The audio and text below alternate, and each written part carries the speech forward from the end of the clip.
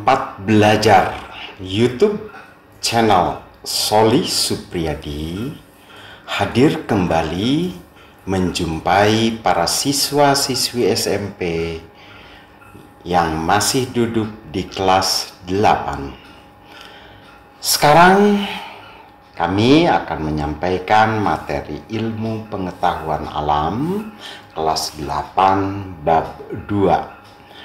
Sebelum kami sampai pada materi, perlu kalian ketahui, mudah-mudahan pembelajaran yang sangat asik ini dicintai dan dikagumi oleh kalian. Jangan lupa subscribe, like, dan share kepada kawan, dan nyalakan loncengnya untuk membantu kami meningkatkan pembelajaran IPA dengan prinsip-prinsip yang mudah dipahami. Tempat belajar IPA kelas 8 bab 2 yang akan saya sampaikan saat ini adalah prinsip kerja pesawat. Sekali lagi, prinsip kerja pesawat. Pesawat apa? Jelas, yang disampaikan saat ini adalah pesawat sederhana. YouTube ini juga kami tampilkan di Facebook, Twitter, dan Instagram. Oleh sebab itu, gabunglah dengan kami, berilah kami dukungan dari kalian sebagai siswa-siswi yang cerdas dan baik. Oke, pembelajaran IPA sangat bermanfaat untuk meningkatkan kehidupan kalian. Para pencinta YouTuber yang saya sampaikan saat ini adalah prinsip kerja pesawat. Inilah gambar-gambar yang saya sajikan merupakan jenis-jenis pesawat, yaitu pesawat sederhana yang dimodifikasi menjadi alat-alat bantu pekerjaan kita sehari-hari. Oke, selanjutnya, pesawat sederhana pada otot dan rangka manusia. Perhatikan pada gambar. Di situ pada tubuh kita terdapat pesawat sederhana, yaitu tulang, dan tulang-tulang yang sambung menyambung, maka kerja bareng atau kerjasama dengan otot. Jadi manusia ini bisa bergerak dengan berjalan dan berlari itu karena adanya sistem pesawat sederhana.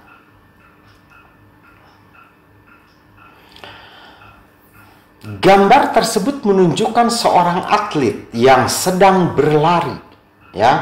Jadi seorang atlet yang sedang berlari ini, dia menekan bumi, itu menandakan bahwa dia mencermati otot dan rangka yang bekerja pada atlet tersebut pada saat berlari. Perhatikan titik tumpu kaki, itu adalah merupakan gaya tekan titik tumpu terhadap bumi. Ini adalah merupakan prinsip pesawat sederhana yang dilakukan oleh seorang atlet. Begitu juga seorang yang sedang olahraga. Di sini apa kaitannya dengan pesawat sederhana kegiatan seperti ini? Coba kamu amati dari gambar ini, di mana letak yang digunakan bahwa pesawat sederhana itu dimanfaatkan dalam kegiatan olahraga seperti pada gambar. Otot dan rangka bekerja bersama-sama. Sekali lagi, otot dan rangka bekerja bersama-sama pada saat seseorang melakukan gerakan. Ya. Jadi pada saat kita melakukan gerakan, bergerak, baik itu berjalan maupun kita berlari atau aktivitas apapun, ya, otot dan rangka itu bekerja sama. Di mana otot mampu menggerakkan, ya, sesuai perintah, yang digerakkan itu adalah rangka. Nah, rangka sebagai penopang sehingga tubuh kita mampu bergerak. Gitu ya. Begitu juga, ya. Hal ini seperti setiap bagian yang terdapat pada sepeda akan bekerja bersama-sama ketika sepeda tersebut bergerak. Bisa dipahami? Ya. Jadi pada waktu sepeda itu bergerak, itu adalah merupakan kerjasama dari setiap komponen yang terdapat pada sepeda. Nah, ini sama dengan tubuh kita, ya. Pada waktu kita berlari pun adalah merupakan kerjasama, ya, antara pikiran, otot, rangka, dan seluruh organ yang terdapat pada tubuh kita. Begitu ya. Nah, inilah yang perlu kita pahami. Begitu.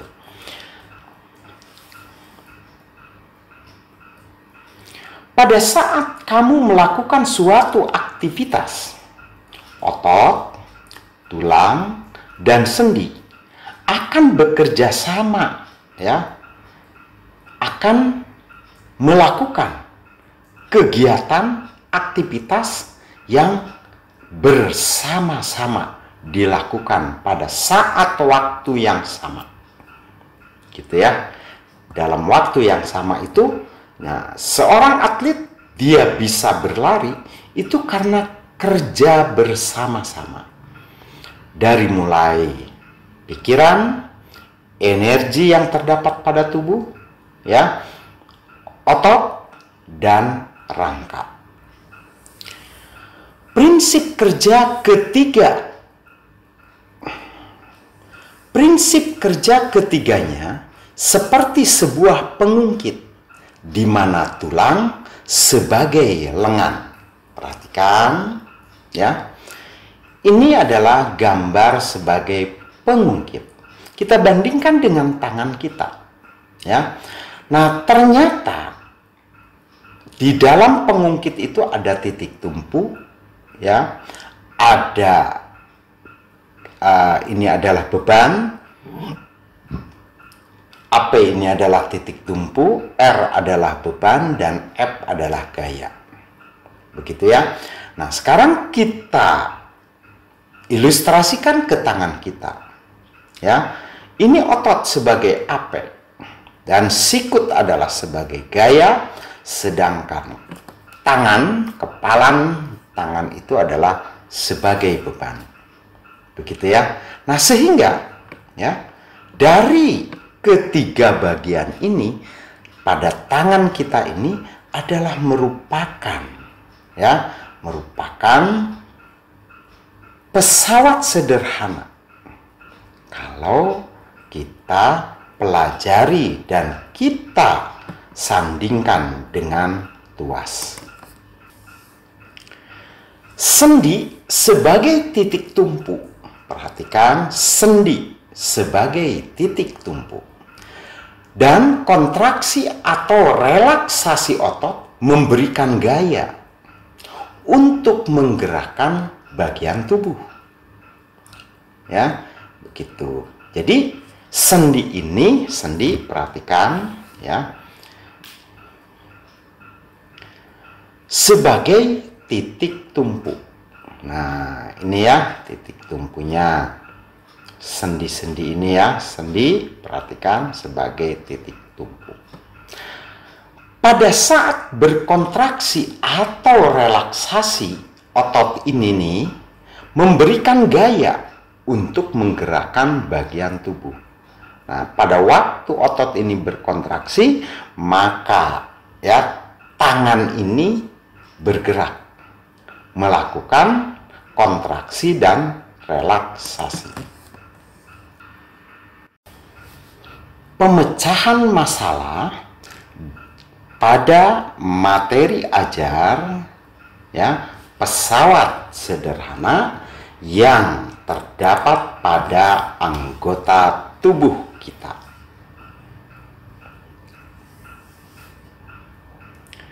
Coba kamu bacalah teks ya di bawah ini dan jawablah pertanyaan-pertanyaannya.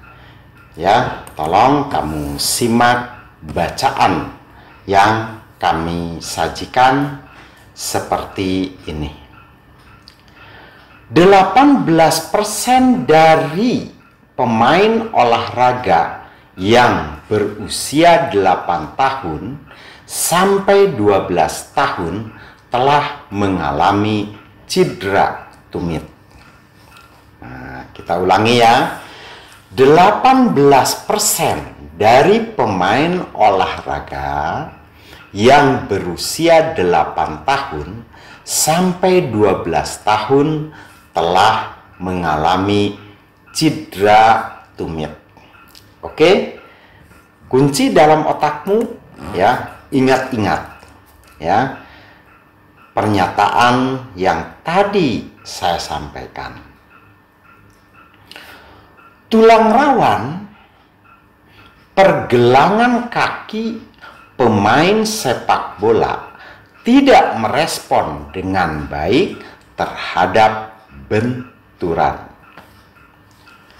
Tulang rawan, pergelangan kaki pemain sepak bola tidak merespon dengan baik terhadap benturan. Oke, itu pernyataan berikutnya. Dan 25% dari profesional telah mengakui bahwa tulang rawan pergelangan kaki merupakan bagian yang mudah cedera.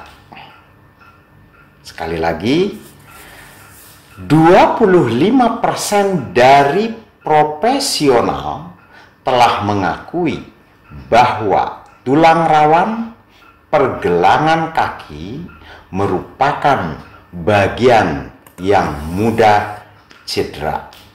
Begitu kan ya?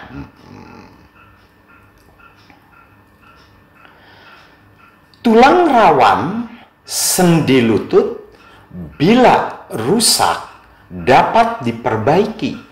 Namun, jika tidak dilakukan perawatan pada masa kanak-kanak, ya, usia 10 sampai 12 tahun dapat menyebabkan osteoartritis, ya, yaitu osteoartritis prematur.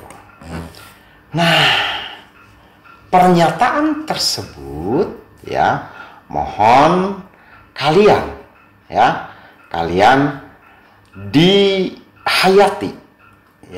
dihayati diterapkan ya, terutama pada anak-anak di usia 8 tahun, 9 sampai 10 ya, dan pada usia-usia selanjutnya ya, karena tulang rawan yang terdapat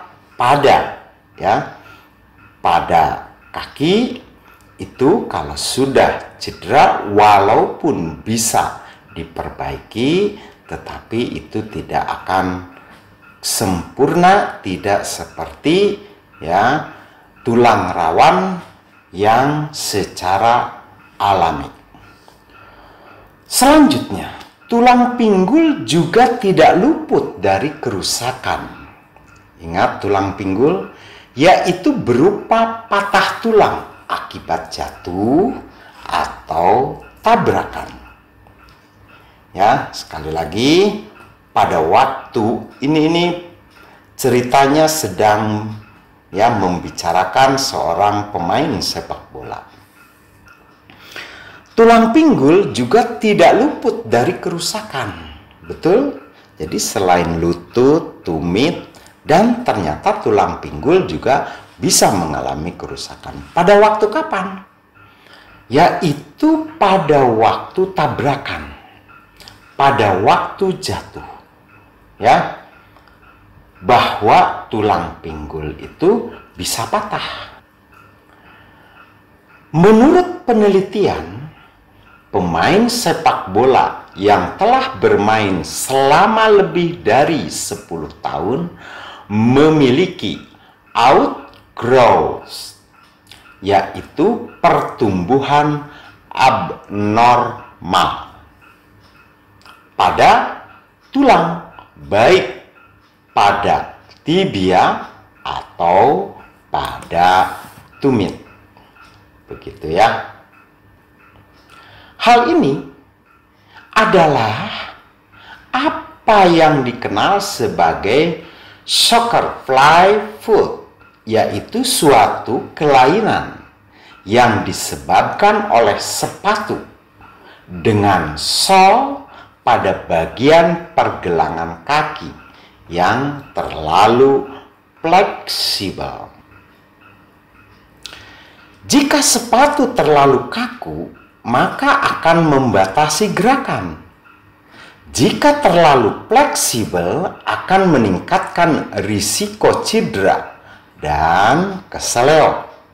Nah, itu jadi sepatu untuk bermain sepak bola itu ya bisa kamu pahami. Kalau sepatu itu terlalu kaku, maka akan membatasi gerakan kakimu. Ya. Jadi kalau sepatunya terlalu kaku itu gerakan kakimu itu dibatasi.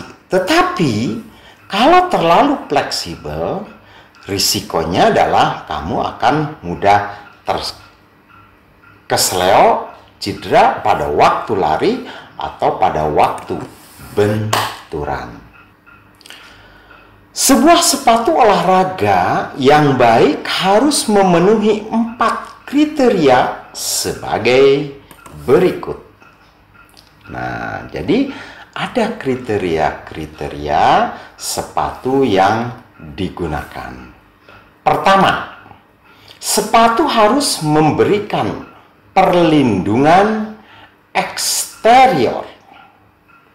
Ya, jadi sepatu itu harus sebagai pelindung, ya, pelindung terhadap kaki. Ya, selanjutnya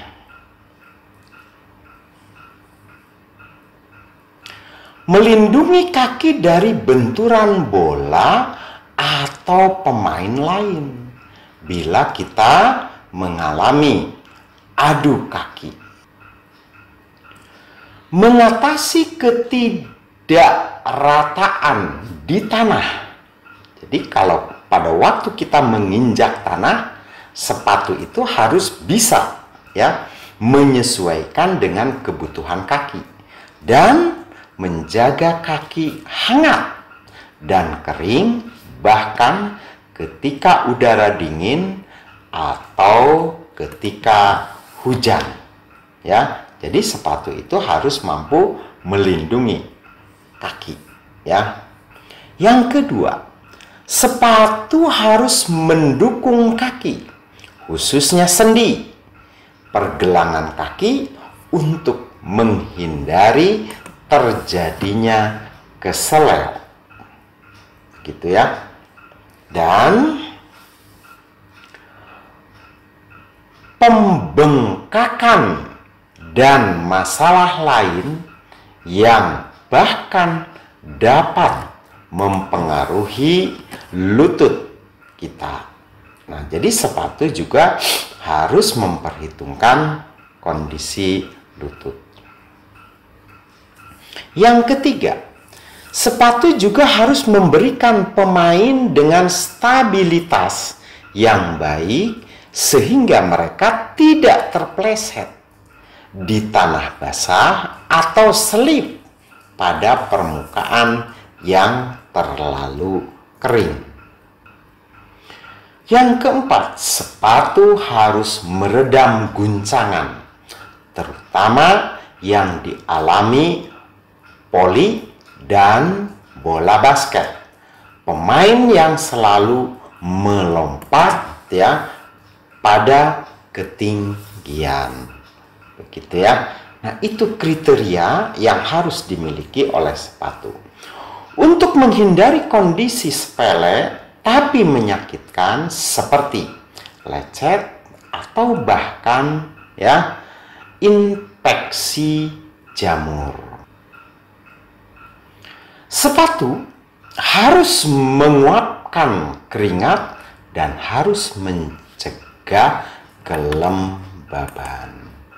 Bahan yang ideal untuk ini adalah kulit karena terbukti tahan air sehingga mencegah air masuk ke dalam sepatu ketika hujan. Jadi bahan yang paling baik untuk sepatu itu adalah terbuat dari bahan kulit.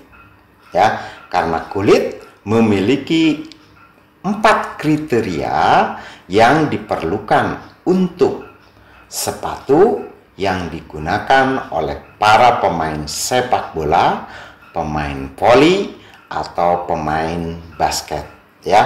Jadi kalian bisa kalian pahami, itulah ilmu pengetahuan alam mampu menyampaikan bahwa pesawat sederhana dalam kehidupan sehari-hari itu bisa dimanfaatkan.